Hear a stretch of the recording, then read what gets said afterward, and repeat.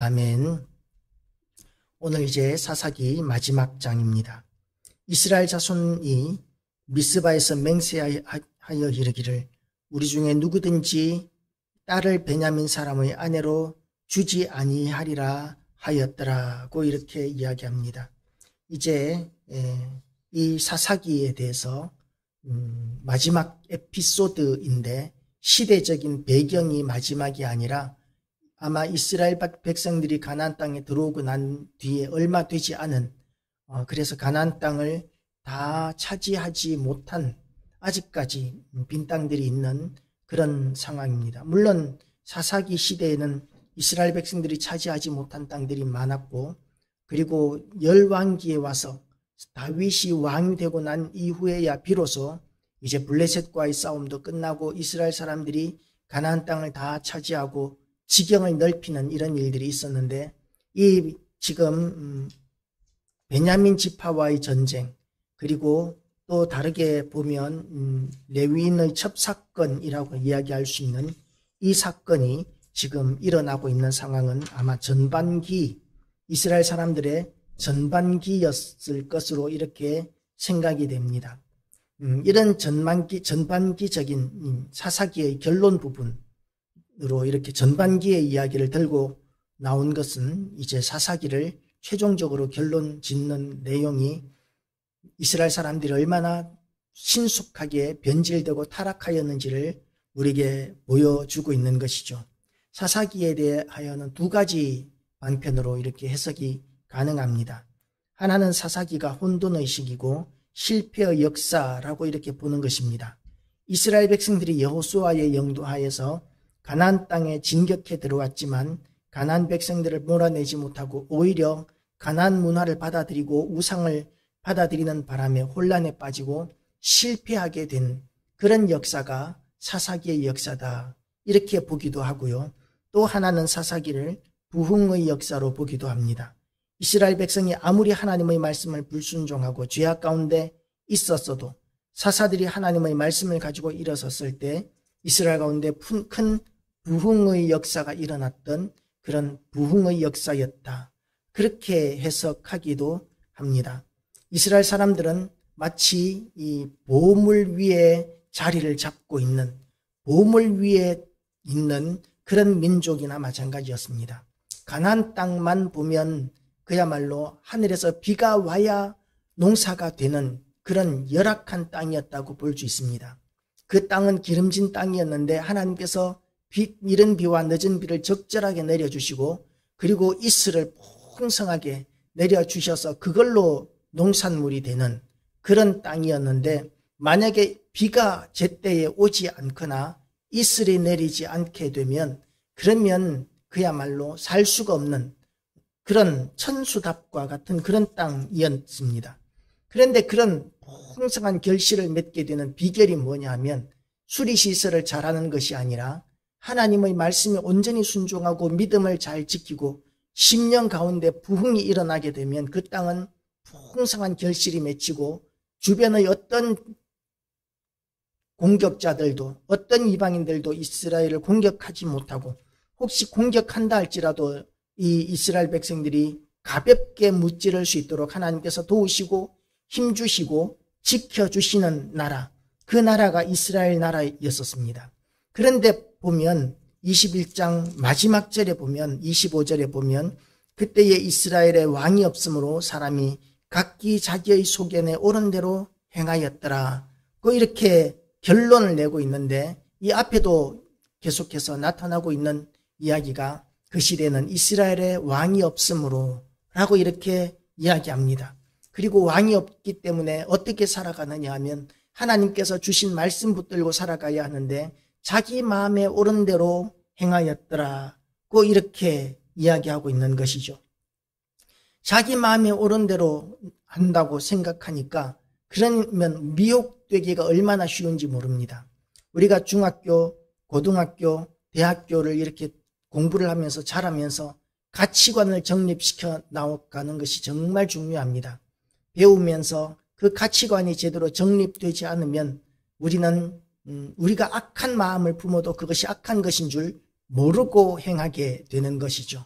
그래서 이 역사상 일어났던 공산당이 이제 얼마나 많은 사람들을 살육했는데도 불구하고 폴포트 같은 그런 크메르루주의 대학살, 이 전체 이 크메르루주의 이렇게 3분의 1이나 학살했던 그 사람도 자기가 옳은 일을 한다고 생각하고 학살을 했었고, 소비에트 혁명이 일어났을 때 일부러 국민들을 굶겨 죽였는데 1억이나 되는 사람들을, 1억인지는 잘 모르겠네요. 하여튼 엄청나게 많은 사람들을 그렇게 굶겨 죽이기 위해서 식량 창고에 불을 질렀었습니다.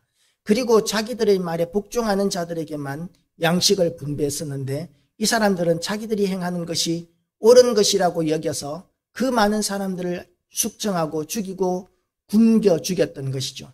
그리고 중국이 공산화될 때에 문화혁명이 일어나서 어린아이들을 통해서 얼마나 많은 사람들을 죽였는데, 그 엄청난 학살을 하면서 그 아이들은 자기들이 옳은 일 하는 줄 알고 그런 일을 했었던 것을 우리는 역사를 통해서 기억하고 있습니다. 2차 세계대전 때에 독일이 그 많은 유대인들을 인간 취급하지 않고 학살한 것이 지금은 전쟁 범죄로서 모두가 다 혐오하는 일이었지만, 그러나 그 나치 정권이 독일 국민들의 투표에 의해서 들어선 정권이었고, 그리고 또한 그들이 그렇게 유대인들을 학살했던 것들에 대하여 그 당시에만큼은 자기들이 옳은 일을 한다고 생각하고 그 일을 했다고 합니다. 그래서 그 마음에 옳은 대로라고 이렇게 살아가면 인간은 얼마든지 악해질 수 있는 존재입니다. 그래서 우리는 하나님의 말씀을 붙들어야 하는데, 이 사사기의 백성들은 보면 하나님의 말씀만 붙들고 살면 모든 부분에서 하나님께서 복을 주시고 형통하게 하시는 그런 은혜를 누릴 수 있는 특별한 민족이었는데, 그런데 이 사람들이 하나님을 속히 떠나서 변질되고 그리고 죄악 가운데 살게 되는 이런 모습들을 우리는 사사기를 통해서 보게 되었습니다. 그래서 이 사람들이, 사사기의 이 이스라엘 백성들이 옳다고 생각한 것이 무엇이었느냐 하면, 여호와 하나님은 광야에서 40년 동안 자기들을 인도하시고 구름 기둥과 불 기둥으로 인도하셨기 때문에 광야의 하나님이시고, 이 가나안 땅에서는 농사가 잘 되게 하고 번성하게 하는 새로운 신이 필요한데, 그 신이 바알과 아세라라고 이렇게 여기고 있었던 것이죠. 그것이 자기들이 생각하기에는 옳은 일이라고 이렇게 생각을 했었습니다. 그러니까 그 마음에 옳은 대로 행하니까 하나님을 믿는 신앙이 변질되고 타락하게 되고, 그리고 악한 일들을 행하게 되는데, 이 레위인의 첩사건을 보더라도 레위인으로서 절대로 있어서는 안 되는 첩을 취하는 이런 악한 일을 행하는 것을, 그것이 악한 일인 줄도 모르고 행하고 있었고, 그리고 숨기지도 않았습니다. 대놓고 첩을 이렇게 이야기를 하고 있었습니다. 그리고 또한 이 이스라엘 백성들, 그 첩을 잔혹하게 학살했던 기부와 그 불악인들, 그 악한 자들, 불안당들을 이렇게 처벌하기 위하여 이스라엘 백성들이 모였는데, 그 백성들도 레위인이 첩을 이렇게 부당하게 취하였던 사실에 대해서는 책망하지 않고, 그 불황자들이 이 여자를 비참하게 죽인 일에 대해서 징벌해야 한다라고 이렇게 생각하고 있는 것이죠. 이스라엘이 이렇게 많은 40만 명이나 되는 군대가 모여서 이 기브아를 치려고 하고 있는데, 베냐민 사람들도 그 마음에 오른 대로 뭘 하고 있느냐 하면, 너희가 왜 우리 지파를 치느냐, 그러면서 모여서 40만 명이나 되는 그 이스라엘 군대와 베냐민의 그 2만 8천 명 되는 그 상대가 되지 않는 그 싸움을 지금 베냐민 지파는 하겠다고 나서고 있는 것이죠. 오히려 기브아에 있는 그 불안당들을 붙잡아서 처벌해야 할 베냐민 지파가 그 불안당들을 지키겠다고 군대를 모아서 기브아에 모여들고, 그리고는 이제 그 일로 말미암아 온 베냐민 지파가 다 살육당하고 학살당하는 이런 결과가 나타났던 것이 20장까지의 마무리였었습니다. 그런데 그런 비참한 동족 상잔의 비극이 있고 난 뒤에 보니까 이스라엘 사람들이 이제 제정신을 차리고 이제 반성하고 후회하기 시작합니다. 우리가 12지파가 완전한 지파인데 베냐민 지파가 이제 몰살을 당했기 때문에 이제 우리가 완전한 민족 12이 모여야 완전한데 한 개가 없어져서 11개밖에 안 되니까 완전해지지 못하게 됐다. 불완전하게 되었다. 라고 이렇게 생각을 하면서 후회하고 있는 것이죠. 그래서 첫 번째 오늘 본문에서 우리에게 보여주고 있는 것은 이스라엘 가운데 큰 애통이 일어났다고 이렇게 이야기합니다. 이 백성이 베델에 이르러 거기서 저녁까지 하나님 앞에 앉아서 큰 소리로 울며 이르되 이스라엘의 하나님 여호와여 어찌하여 이스라엘에 이런 일이 생겨서 오늘 이스라엘 중에서 한 지파가 없어지게 하시나이까 하더니 하나님께서 없어지게 하신 것이 아니죠. 이스라엘 백성들이 베냐민을 징벌하고 싶더라도 정도가 있어야 합니다. 그런데 같은 이스라엘 백성인 베냐민을 정벌하면서 이방인 취급을 한 거예요. 이스라엘 사람들이 가나안 땅에 들어올 때에 악한 이방 민족 가나안 족속들을 하나님께서 온전히 다 멸절하라고 말씀하셨는데 그렇게 멸절하게 하신 이유가 뭐였느냐 하면 이스라엘 백성들이 가나안 땅에서 그 악한 문화를 받아들이지 않게 하시려고 그 가나안 땅의 모든 이방 민족들을 멸절하라고 하셨습니다. 그런데 지금 이스라엘 사람들이 베냐민 지파와 전쟁하고 있는데 베냐민 지파를 그런 이방 민족 취급하고 완전히 몰살시켜 버린 것이죠. 그리고 그 일이 지나고 난 뒤에 이제 후회하는데 왜 후회를 합니까? 머리가 뜨거워지고 막 머리는 차가워야 되는데 머리가 뜨거워지고 막 분노가 일어나는 스스로는 거룩한 분노라고 이야기했겠죠. 예, 거룩한 분노일 수 있습니다. 악에 대해서 분노하는 것은 너무나 당연한 일입니다. 그런데 그 정도의 제한이 있어야 합니다. 그래서 법이라는 것이 있는 것이죠. 우리나라는 이제 정해진 법보다는 이제 사람들이 데모함으로 말미암아 때를 쓰는 것이 훨씬 더 강력한 법이 되어버린 나라인데요. 이 사람의 감정은 얼마든지 변화가 일어나게 됩니다. 지나치게 과도하게 흥분될 수도 있고 그리고 지나치게 침체될 수도 있고 그래서 우리 이 국가를 지탱하는데 가장 중요한 기준으로서 어떤 상황에 있든지 간에 이것을 기준으로 나라가 지켜지고 세워져야 한다는 의미에서 법이 존재하는 것이죠. 그런데 그 법이 없으면은 감정에 따라 선동에 따라 얼마나 엄청난 일들이 일어나게 되는지 모릅니다. 법이 없으면 인민재판이라는 걸 하게 되죠. 인민재판이라는 걸 하게 되면 법이 필요 없습니다. 국민들이 이제 인민들이 죽여라 그러면 그냥 죽이는 겁니다. 이유 없습니다. 죽여라 그러면 죽이는 것이고 살려라 그러면 사는 것이죠. 이렇게 이 법이 없으면 무질서한 세상이 되는데 이스라엘에는 법이 없지 않았습니다. 하나님의 말씀, 율법이라는 법이 있었고 그 율법의 말씀만 붙들고 살면 이스라엘은 강대한 나라가 되고 형통한 나라가 될 수 있었는데 그런데 지금 그 하나님께서 주신 그 율법은 잊어버리고 가나안 땅의 그 우상 숭배들을 따라서 지금 변질되고 타락해 가고 있는 것이 가나안의 형편인 것입니다. 그래서 이제 이스라엘 백성이 이 베냐민과의 전쟁을 통해서도 그렇게 베냐민 백성들을 이방인 취급하면서 몰살시켜버리고 남자 600명만 겨우 남은 것이 베냐민의 형편이 됩니다.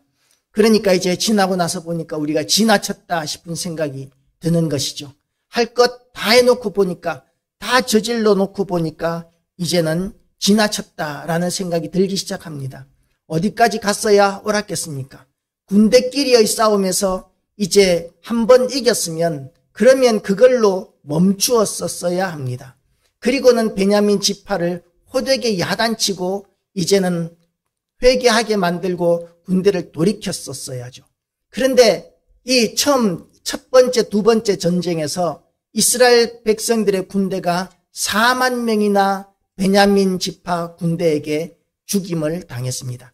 얼마나 피가 끓어올랐겠습니까? 얼마나 증오심이 그렇게 커졌겠습니까? 그런 증오심이 막 불일 듯이 일어난 가운데서 싸움을 하면서 이기게 되니까 한계가 없이 다 무찔러버리고자 하는 그런 마음까지 품게 된 것이었죠. 그래서 베냐민 지파가 600명밖에 안 남게 되니까 이제는 짝을 지워줄 수도 없고 이제는 이 자손을 이어나갈 수도 없게 되어 버렸습니다. 그래서 이튿날 백성이 일찍이 일어나 거기에 한 제단을 쌓고 번제와 화목제를 드렸더라. 이스라엘 자손이 이르되 이스라엘 온 지파 중에 총회와 함께 하여 여호와 앞에 올라오지 아니한 자가 누구냐 하니 이는 그들이 크게 맹세하기를 미스바에 와서 여호와 앞에 이르지 아니한 자는 반드시 죽일 것이라 하였음이라. 이렇게 맹세를 했었던 것이죠. 맹세, 우리는 하나님 앞에 헌신하고 맹세하는 것 참 중요합니다. 하나님 앞에 맹세한 것은 해로울지라도 지킬지니라. 고까지 성경은 그렇게 이야기하고 있습니다. 그런데 그 맹세가 선하지 못한 악한 것이라면 어떻게 해야 되겠습니까? 우리가 이 기드온의 맹세를 기억합니다. 이 싸움에서 우리가 이기고 그리고 만약에 승전하는 가운데서 제일 먼저 우리 집에서 환영하러 나오는 사람이 있으면 그 사람을 여호와 앞에 번제로 드리겠나이다 라고 이렇게 맹세를 했던 것이죠. 사람을 하나님 앞에 번제로 드리는 것은 하나님께서 경노하시는, 용납하시지 않는 일인데, 그런데 그런 맹세를 했다고 해서 자기의 무남동녀 딸이, 그렇게 사랑하는 딸이 이렇게 환영하러 나오니까 그 딸을 하나님 앞에 맹세했기 때문에 번제로 드려야 되겠다고 이렇게 나오는 것이 기드온의 그 맹세였었습니다. 그리고 또 오늘 본문에 보면 이 베냐민 지파를 완전히 멸해버리겠다. 완전히 멸하기 전까지는 우리가 돌아가지 않겠다. 그리고 우리가 이렇게 군대를 모았는데 우리 군대에 합류하지 않은, 군대를 보내지 않은 지파는 우리가 멸해버리겠다. 그리고 이제 우리의 딸들을 이 베냐민 지파에게 아내로 주지 않겠다. 이런 맹세들을 이제 했던 것이죠. 그런데 그 맹세는 뭘 의미하느냐 하면 베냐민 지파를 완전히 이방인 취급해버리고 완전히 몰살해버리겠다는 그런 의미가 담겨져 있는 것입니다. 그런데 그 같은 민족을 몰살시키는 것은 악한 일입니다. 아무리 죄가 많다 할지라도 사실은 이스라엘 백성들에게도 그런 희생을 하나님께서 허락하신 이유가 뭐냐 하면 이스라엘 백성에게도 베냐민 지파에게 있었던 것과 같은 그런 똑같은 죄가 만연되어 있었기 때문에 이 싸움을 통해서 하나님께서 이스라엘에게도 4만 명이라는 사람들이 그 싸움에서 엎드려지게 하셨던 것이지, 이스라엘은 아무런 죄도 없고 베냐민 지파만 잘못했기 때문에 베냐민 지파를 멸하기 위하여 이스라엘 지파가 모였는데 베냐민 지파가 너무 싸움을 잘해서 이스라엘이 4만 명이나 죽었던 것이 아니었습니다. 베냐민 지파가 아무리 싸움을 잘해도 하나님께서 이 이스라엘 사람들을 만약에 이기게 하시려면 아무런 희생도 없이 이렇게 베냐민 지파를 멸절시키실 수가 있는 것이 하나님의 크신 능력입니다. 하나님께서 소돔과 고모라를 멸하실 때 군대가 필요하지 않으셨습니다. 하나님께서는 어떤 이방 민족들을 멸하는 데 있어서도, 전쟁에 있어서도 하나님께서는 사람의 군대가 그렇게 필요하지 않으십니다. 이스라엘 사람들이 가나안 땅에 들어올 때 가나안 땅에는 철기로 무장하고 견고한 성을 쌓았던, 그리고 아낙 자손들, 그야말로 장대한 싸움에 익숙한 사람들이 가득한 땅이 가나안 땅이었습니다. 객관적으로 싸우면 그 시대의 싸움에서 이스라엘 사람들은 절대로 이길 수 없었고 그 땅을 차지할 수 없었는데 하나님께서 왕벌을 보내시고 하늘에서 또한 이 불이 섞인 우박을 내리시고 그렇게 하시면서 가나안 땅의 군대들을 무찌르시고 진멸해 나가시면서 이스라엘 사람들은 하나님께서 그렇게 진멸해 나가시는 그 싸움에 그냥 따라가기만 하면서 전리품만 챙기게 되는 이런 싸움을 해서 얻었던 땅이 가나안 땅입니다. 그렇기 때문에 이스라엘 4만 명이 베냐민 지파에게 죽임을 당한 것, 이것은 하나님께서 힘이 없으셔서 베냐민 지파에게 죽게 하신 것이 아니라 온 민족들이 다, 이스라엘 모든 사람들이 다 하나님 앞에 범죄하였기 때문에 하나님께서 그 징벌로 지금 그와 같은 일을 하게 하셨던 것이죠. 그래서 하나님 앞에 잘못된 맹세를 했던 이 사람들은 이 온 베냐민을 완전히 멸하겠다고 했던 이 사람들은 자기들이 오른쪽인 줄로 생각했겠지만, 그러나 하나님께서 그들의 죄에 대해서 징벌하시기 위하여 베냐민 지파를 사용하셨다는 것을 깨닫고 회개했어야만 하는 것이었습니다. 이스라엘 자손이 이르되 5절 말씀입니다. 21장 5절.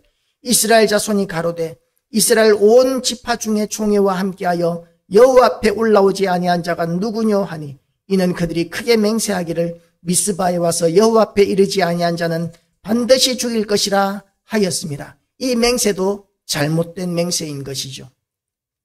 왜 이스라엘 사람들이 이렇게 서로를 죽이겠다는 맹세를, 악한 맹세를 합니까? 그냥 혈기가 뜨거워서 감정이 막 이런 원한이 막 쌓이면서 카트라인이 없었던 거죠. 절제를 하지 못했기 때문에 이와 같은 맹세를 하게 된 것입니다. 그래서 이스라엘 사람들이 그 맹세는 잘못된 맹세인 줄 알고 하나님 앞에 속건제를 드리면서 회개했어야 되는 문제였습니다. 무조건 하나님 앞에 악한 맹세를 했지만 이 맹세를 지켜야 한다고 생각하면서 또 다른 죄를 짓는 것, 또 다른 죄가 뭡니까? 길르한 야베스 땅의 그 많은 백성들을 다 진멸하는, 그리고는 그곳의 처녀들 400명을 납치하는 그런 악을 또 범하고 있는 것이죠. 맹세가 악한 것이라면 그런 맹세는 지켜지지 말아야 합니다. 아무리 친구 간에 우리가 같이 이렇게 도둑질을 하자, 사기를 치자 이렇게 했더라도 이거 아무한테도 이야기하면 안 돼, 배신하면 절대로 안 돼, 그러면서 맹세를 했다 할지라도 그것이 죄가 되기 때문에 그런 맹세는 지켜지지 말아야 합니다.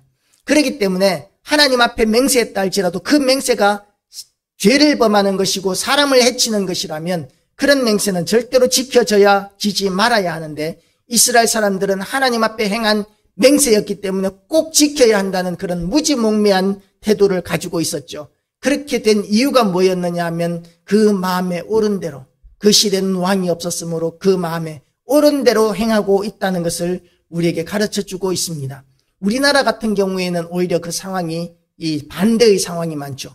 우리나라는 사기 범죄가 일본에 비하면 얼마나 많은지 모릅니다. 비교도 안 될 만큼 그렇게 사기 범죄가 많고 거짓말 정도는 그야말로 이 죄로 여기지도 않을 만큼 거짓이 횡행합니다.